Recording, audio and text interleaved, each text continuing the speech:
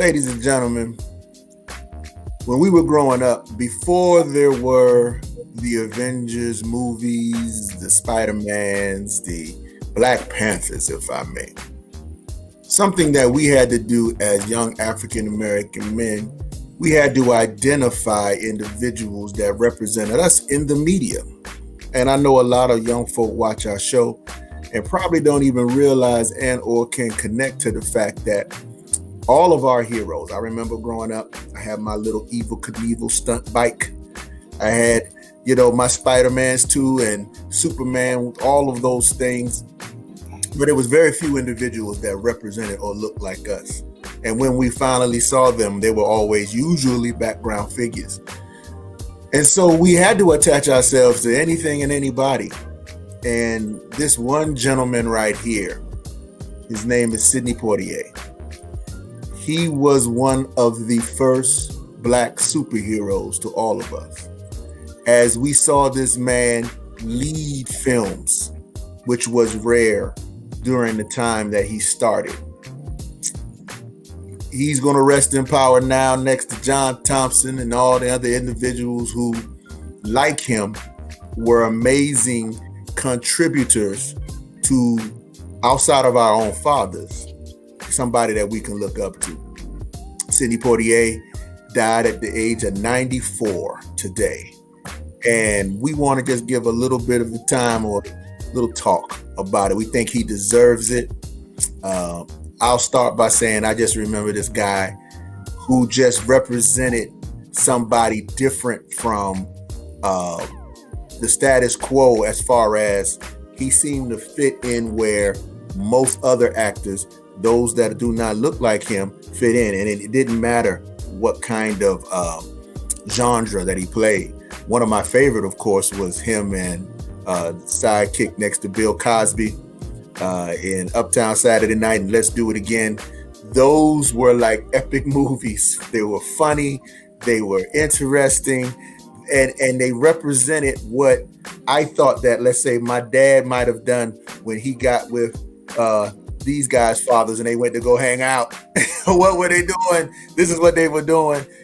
But, you have to really take the time to look at what Mr. Poitier has done. And he was doing it for a very long time. Honestly, he had a couple of movies that you'll see in here on his filmography that were very modern, and he played his role. And I'm talking about he had a couple of action movies, at the age of 60.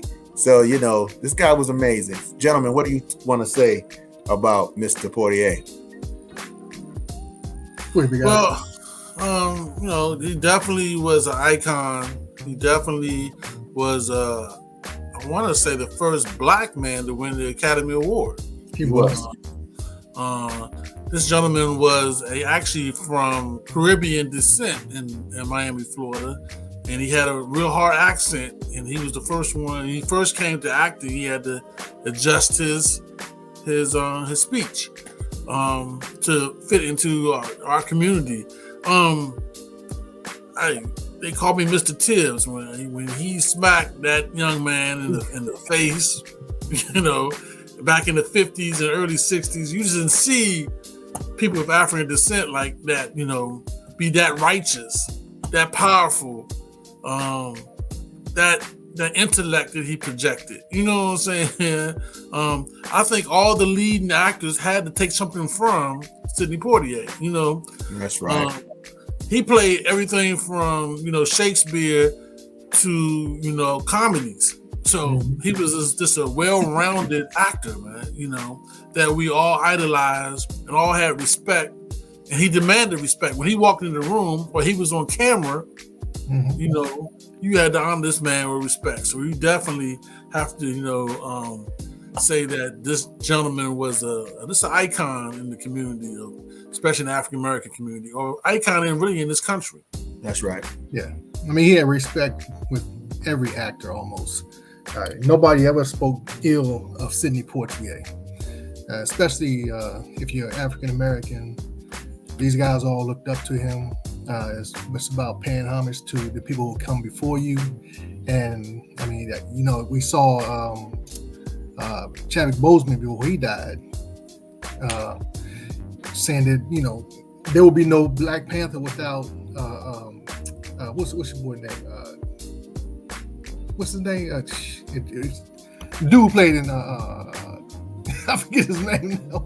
Sorry. Brother, the one that everybody likes. Anyway, no, Denzel Washington. Oh yeah. But there was no Denzel Washington if there was no Sidney Poitier. That's right. So there's a line of succession that goes on with us, and especially breaking that mold with being the first one to win an Oscar, when in a time that Black people weren't considered as main characters in box office hits and stuff like that. This guy broke all the molds. A quick story. My father-in-law is from the Bahamas, which is where Sidney Poitier is from. And of course, if you're from the Bahamas, he loves you, And I had to hear this for a while. But my daughter, his name's Sidney, after Sidney Poitier. So, I mean, this guy was a leader in his time, and you can't deny that. Oh. So it's sad to see him go. Obviously, he lived a long, good life. That's right. And good on him, man, because he really laid a foundation for people who want to act, whether you're Black or white. You can study this guy because, like Al said, he did Shakespeare, he did comedies, he did dramas, action movies, every genre there was. Romance. I don't remember him doing a sci-fi film, but he probably could have. What was that? I said I don't remember him doing a sci-fi film, but he probably could have. He probably has. Hey, listen, you got to remember Sidney Poitier, man. When they get to a certain age, they just do a little cameo. You get a nice little check. And so some sci-fi movie, he probably has the credit. I bet you money. I'm looking. Yeah, you'll find something in there. So while Deacon is looking at that, we also have another gentleman of ours who, at the same time, another actor, but from a different lens.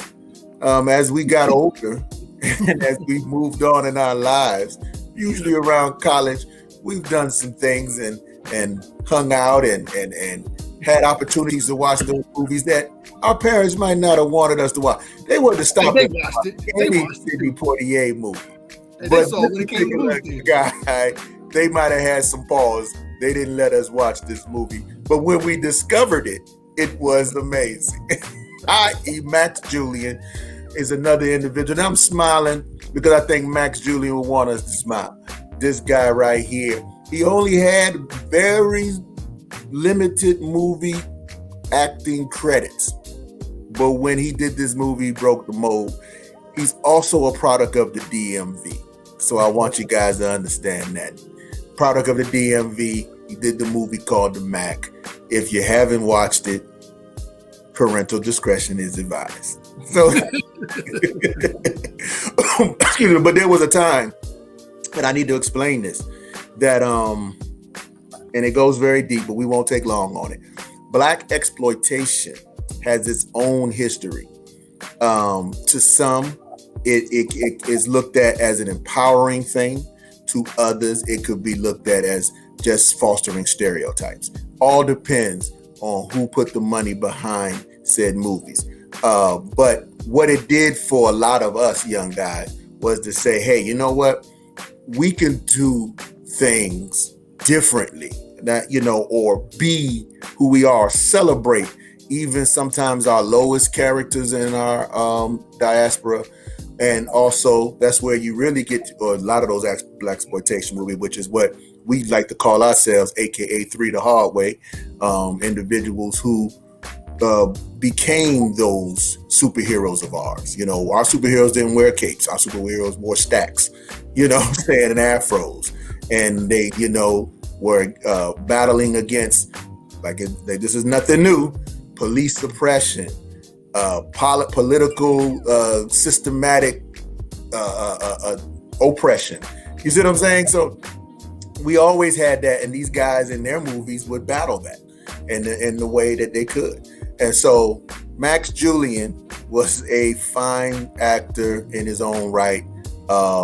If you ever get a chance to watch the movie, it's a classic, as they say, a cult classic. And you guys want to say anything about Mr. Julien?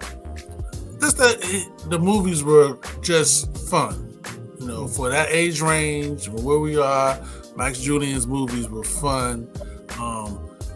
You know, not looking at some things are just not deep, really. Some things are just fun. You know what I'm saying? You know, it may have some points to it, but for the most part, it was just fun. The 70s was a fun era. You know what I'm saying? There's some things about the 70s that we may not like, but it was a lot of fun in the 70s. You know, and he represented the 70s. He represented that genre, that feel. You know what I'm saying? And there was, you know, it was some, you know, good times happened in the 70s. You know what I'm saying? And he represented that. And the brother was from DC. That's another one thing. He was a brother that he was from DC. You know what I'm saying? And he was a superhero among his peers, which are young black men, and certain, just the way he carried himself, not maybe his actions or what he was actually about, but how he carried himself in the streets, or we like to call the streets or the streets. You know what I'm saying? Streets. You know what I'm saying? Super cool. Super cool. He was just that character.